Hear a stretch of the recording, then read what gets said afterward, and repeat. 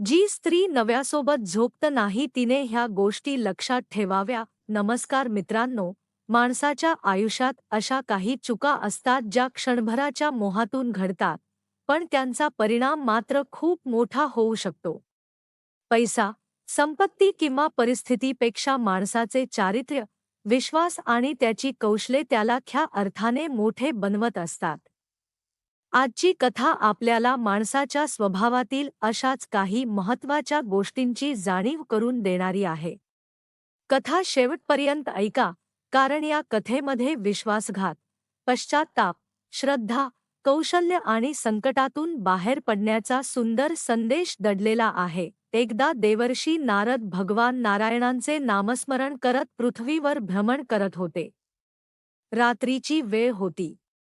सर्वत्र शांतता पसरली होती. बहुतांश लोक आपल्या घरात विश्रांती घेत होते. त्याच वेळी नारदांच्या नजरेस एक तरुण पडला. तो घाईघाईने जंगलाच्या दिशेने जात होता. एवढ्या रात्री हा तरुण जंगलाकडे का जात आहे, असा प्रश्न नारदांच्या मनात निर्माण झाला. त्याच्या वागण्यामागे काही कारण असावे असे त्यांना वाटले. त्यामुळे त्यांनी त्या तरुणाचा मागोवा घेण्याचे ठरवले. काही अंतर गेल्यानंतर तो तरुण एका छोट्याशा झोपडीजवळ पोहोचला.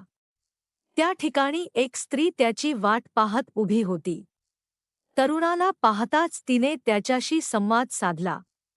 ती म्हणाली की त्याला येण्यास उशीर झाला. त्यावर तरुणाने सांगितले की त्याची पत्नी उशिरा झोपल्यामुळे त्याला घरातून बाहेर पडण्यास विलंब झाला. त्यानंतर त्या स्त्रीनेही सांगितले की तिला देखील आपल्या पतीची कामे आटोपून तेथे येण्यास वेळ लागला. नारद हे सर्व शांतपणे पाहत होते. दोघांचे बोलणे ऐकल्यानंतर त्यांना एक गोष्ट प्रकर्षाने जाणवली. दोघेही विवाहित असूनही आपल्या जीवनसाथीपासून लपून भेटत होते. त्या क्षणी नारदांच्या मनात अनेक विचार आले. विवाह म्हणजे केवळ सामाजिक बंधन नसून दोन व्यक्तींमध्ये निर्माण झालेला विश्वास असतो. त्या विश्वासाला तडा गेला की नात्याची पायाभरणीच कमकुवत होते. त्यामुळे क्षणिक आकर्षण, लपवाछपवी किंवा चुकीचे निर्णय यामुळे आपल्या तसेच इतरांच्या आयुष्यावर परिणाम होऊ शकतो. या प्रसंगातून आपल्याला पहिला महत्त्वाचा धडा मिळतो. माणसाने कोणत्याही परिस्थितीत आपल्या कृतींचा परिणाम विचारात घेतला पाहिजे. मनात एखादी इच्छा निर्माण झाली म्हणून लगेच तिच्यामागे धावणे योग्य नसते. विवेकाने विचार करणे, योग्य ओळखणे आणि आपल्या नात्यांप्रती प्रामाणिक राहणे ही प्रत्येकाची जबाबदारी आहे.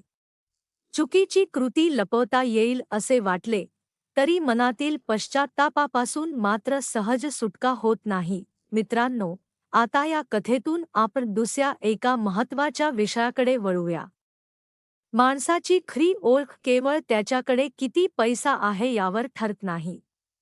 त्याचे ज्ञान, कौशल्य, मेहनत आणि संकटातही डगमगण्याची वृत्ती त्याला आयुष्यात पुढे घेऊन जाते. अशीच एक कथा विनायक नावाच्या एका साध्या माणसाची सांगितली जाते. त्याच्या आयुष्यात आर्थिक अडचणी होत्या, घरची परिस्थिती हलाखीची होती आणि त्याच्या 2 मुली मोठ्या झाल्या होत्या. त्यांच्या भविष्यासाठी त्याला अनेक जबाबदाऱ्या पार पाडायच्या होत्या, मात्र त्याच्याकडे पुरेसे आर्थिक साधन नव्हते. अशा परिस्थितीत एखादा माणूस खचून जाऊ शकतो. पण विनायक आणि त्याच्या कुटुंबाने आशा सोडली नाही. त्याची पत्नी श्रद्धेने देवाचे स्मरण करत होती. तिचा विश्वास होता की प्रामाणिकपणे प्रयत्न करणाऱ्या माणसाला योग्य वेळी मार्ग मिळतो. श्रद्धा म्हणजे प्रयत्न न करता चमत्काराची वाट पाहणे नव्हे, तर कठीण परिस्थितीतही मन मजबूत ठेवण्याची शक्ती होय. काही काळाने त्यांच्या आयुष्यात अनपेक्षितपणे एक वृद्ध स्त्री आली. तिच्या आयुष्यात आपलेपणाची कमतरता होती आणि तिची काळजी घेणारे जवळचे कोणी नव्हते. तिने विनायकच्या कुटुंबाशी आपलेपणाचे नाते निर्माण केले. त्या कुटुंबातील साधेपणा, प्रामाणिकपणा आणि माणुसकी तिला भावली. त्यामुळे तिने आपल्या आयुष्यभर जमवलेल्या संपत्तीची जबाबदारी विश्वासाने त्या कुटुंबाकडे सोपवण्याचा निर्णय घेतला. बदल्यात तिला मोठ्या अपेक्षा नव्हत्या, प्रेमाने 2 वेळचे अन्न आणि आधार मिळाला तरी ते तिच्यासाठी पुरेसे होते. विनायकच्या कुटुंबानेही तिच्याकडे केवळ संपत्तीच्या दृष्टीने पाहिले नाही. त्यांनी तिची मनापासून सेवा केली आणि तिला कुटुंबातील सदस्याप्रमाणे स्थान दिले.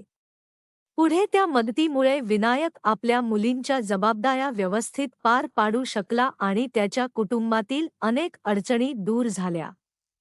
या कथेतून हेच समोर येते की आयुष्यात परिस्थिती कधीही कायमची एकसारखी राहत नाही.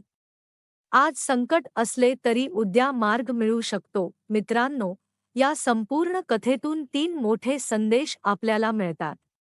पहिला म्हणजे विश्वासघात आणि चुकीच्या मोहापासून स्वतःला दूर ठेवणे. दुसरा म्हणजे संकट आले तरी स्वतःची क्षमता, कौशल्य आणि मेहनत यांवर विश्वास ठेवणे. आणि तिसरा म्हणजे गरजू व्यक्तीशी माणुसकीने वागणे.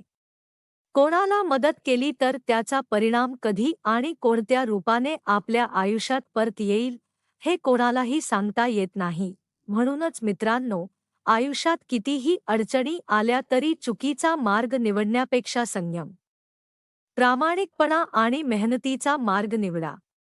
दुसऱ्याच्या विश्वासाला तडा देऊ नका आणि आपल्या आयुष्यात आलेल्या चांगल्या माणसांची किंमत ओळखा.